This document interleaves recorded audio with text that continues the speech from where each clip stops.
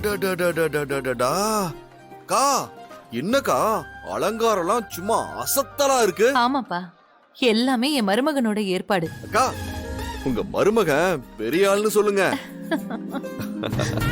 சரி வெற்றி, வந்ததும் வந்துட்டேன். முகூர்த்த நேரம் வேற வந்துருச்சு. வா, நீ உள்ள வந்து கல்யாணத்தை பார்த்துட்டு அப்படியே சாப்பிட்டு போயிடு. என் மனசுக்கும் கொஞ்சம் திருப்தியா இருக்கும்ல. வா வெற்றி, வா. அப்படியே என் மருமகனை உனக்கு நான் அறிமுகப்படுத்தி வைக்கிறேன். வா வெற்றி. அக்கா, நான் வரத பத்தி ஒண்ணும் இல்ல. எனக்கு இந்த கல்யாணம் ஃபங்க்ஷனு, நான் பொதுவா இந்த மாதிரி இடங்களுக்கெல்லாம் போறதே இல்லக்கா. என்னப்பா இப்படி எல்லாம் சொல்ற? நாளைக்கு உனக்கும் கல்யாண காட்சி எல்லாம் பண்ணணும்ல. நீ இப்படி யோசிச்சா உனக்கு எப்படி கல்யாணம் நடக்கும் சொல்லு? மக்களுக்கு சேவை பண்ற உன்ன மாதிரி ஆளுங்க இந்த மாதிரி 4 பேரு கூடுற இடத்துக்கு வந்தாதானே அவங்க கஷ்ட நஷ்டம் எல்லாம் உனக்கு தெரியும். சிறப்பு. விட்டா நீங்க எனக்கு அரசியல் குருவாயிடுவீங்க போல இருக்க. நீங்க கருத்தா பேசி சும்மா கலக்குறீங்கக்கா. போ வெற்றி, உனக்கு எப்பவுமே விளையாட்டு தான். சரி சரி, நீ உள்ள வா. என் பொண்ணு கல்யாணத்தை பார்த்துட்டு சாப்பிட்டுட்டு போவ. வா வா வெற்றி.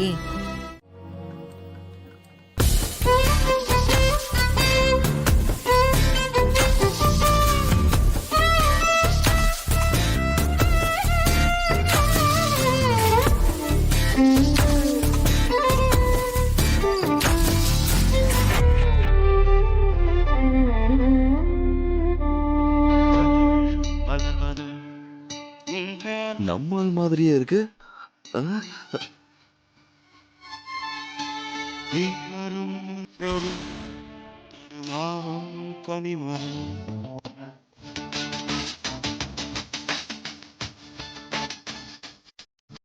இது கனவா?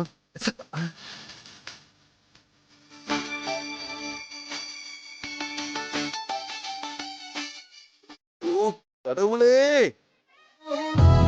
2 நாளா என் ஆளை பார்க்கவே முடியலன்னு தூக்கமே இல்லாம தவிச்சுக்கிட்டு இருந்தேன்.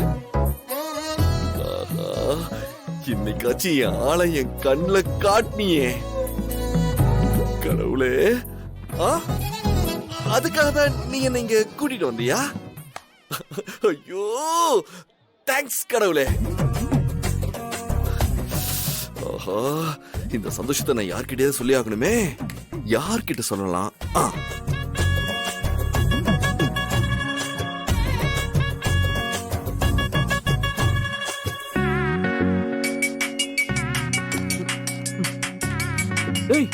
தலைவர்ரா, அட்டன் பண்ணு. சொல்லுங்க தலைவரே.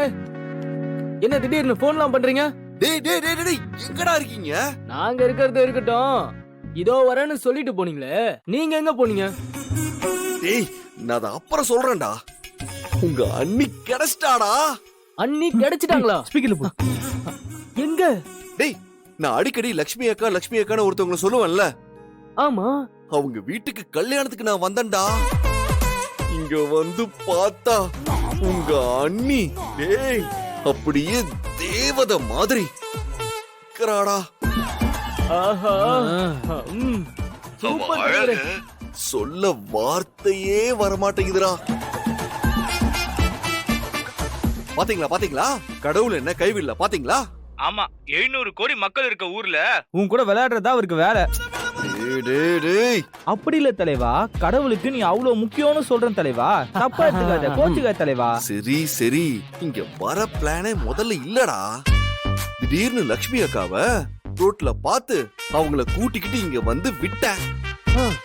இங்க வந்து பார்த்தா என் தேவதை என் கண்ணு முன்னாடி நிக்கிறாடா. ஏய் வெற்றி, அக்கா எப்படா வீட்டுக்கு வந்த? சொல்லவே இல்ல. அது வந்து ஐயோ அக்கா, சத்தியமா அது உன் வீடுன்னு எனக்கு தெரியாது. அன்னைக்கு நீ வீட்லயும் இல்ல. இருந்திருந்தா அன்னைக்கே தெரிஞ்சிருக்கும். அதனால என்னப்பா, ஒருத்தருக்கு ஒருத்தர் தெரிஞ்சுக்காமலே நல்லா பழகி இருக்கிறோமே. இந்த கல்யாணம் அஞ்சலியும் மகேஷ் மச்சான மட்டும் இல்லாம நம்மளே சேர்த்து வச்சிருக்க மச்சான்.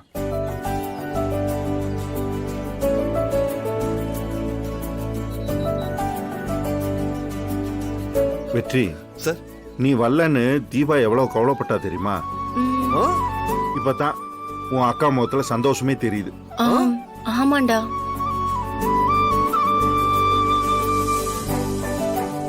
வெற்றி அக்கா இங்க வா. மாப்பிள, இவரு நம்ம தீபாவோட தம்பி. ஓ ஓகே. ரொம்ப நல்ல பையன். இவர்தான் அஞ்சலியை கட்டிக்க போற மாப்பிளப்பா. ஓ அப்படியா? சார் வணக்கம் சார். வணக்கம். மகேஷ், என் தம்பி இந்த ஜில்லாவிலேயே பெரிய ஆளு. இந்த தொகுதியில என் தம்பியை தெரியாத ஆளே இல்ல. இந்த வயசுலயே யாருக்கு எந்த ஹெல்ப் வேணும்னாலும் ஓடி போய் செய்வான். அதான் இவனோட முழு நேர வேலையே. நல்ல ஜம்முன்னு வந்திருக்காப்ல. What a man you are. A huge responsibility for such young age. Sir நீங்க என்ன சொல்றீங்கன்னு எனக்கு புரியல சார். எனக்கு அந்த அளவுக்குலாம் இங்கிலீஷ் தெரியாது. நமக்கு எப்பவுமே தாய்மொழி தமிழ் தான் சார்.